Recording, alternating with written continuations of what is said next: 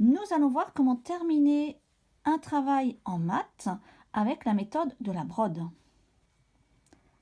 Avant de démarrer vraiment le processus de la brode, je vais prendre une épingle à boule et je vais la placer à chaque fois entre les deux fils d'un même groupe de fuseaux. Ça va nous permettre de bien maintenir en place chaque paire au moment où je vais faire la brode en elle-même. Donc vous répétez ce placement d'épingle tout le long, sauf aux meneurs qui eux sont placés sur le côté.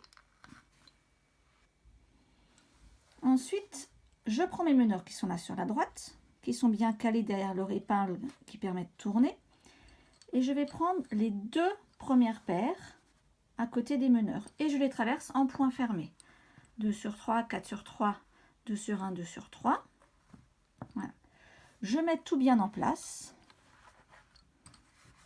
Il ne faut pas hésiter à encore tirer et sur les meneurs et sur les paires passives. Et mon meneur, ici, je vais le basculer sur l'arrière. Je vais prendre la paire suivante à travailler sur la gauche pour avoir à chaque fois 6 paires. Ma paire extérieure là, comme je viens de la droite, va devenir meneur et je retraverse en point fermé. Et je répète cette opération. Je prends la nouvelle paire de meneurs, je la tire bien pour pouvoir mettre en place mes paires passives et je la bascule sur l'arrière. Hop. Pas toujours évident de passer derrière les épingles.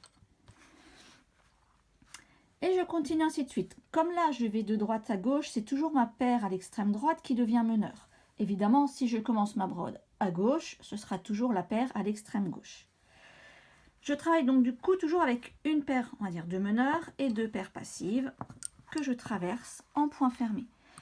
Donc on répète cette opération jusqu'à ce qu'on arrive aux dernières paires.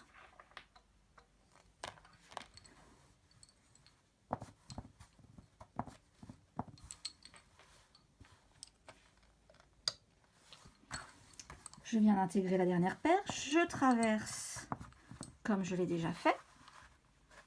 Je bascule ma paire de meneurs à l'arrière et je me retrouve avec juste 4 fuseaux. Alors, comme il ne me reste que 4 fuseaux, je vais faire mon point fermé une dernière fois comme je l'ai fait avant. Et maintenant, je vais les nouer entre eux. Ça va être les seuls nœuds que je vais faire. Donc une fois que mon point fermé est fait, je prends les deux au milieu.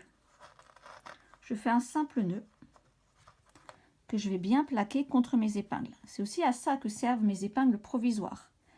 Avoir, on va dire, un soutien lorsque je fais toutes ces manipulations.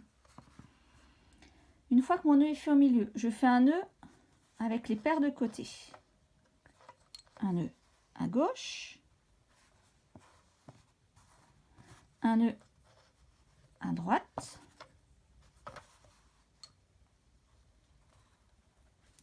et pour finir, et être sûr que rien ne bouge, je reprends mes 2 fils du milieu et je les noue cette fois-ci 2 fois.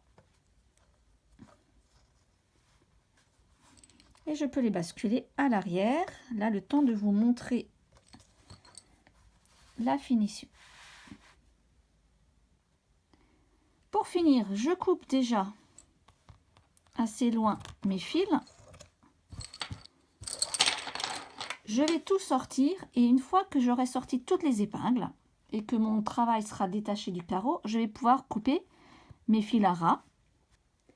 J'ai sorti mon petit bout de mat du carreau. On voit ici en bas la finition en brode avec mon nœud final sur la gauche.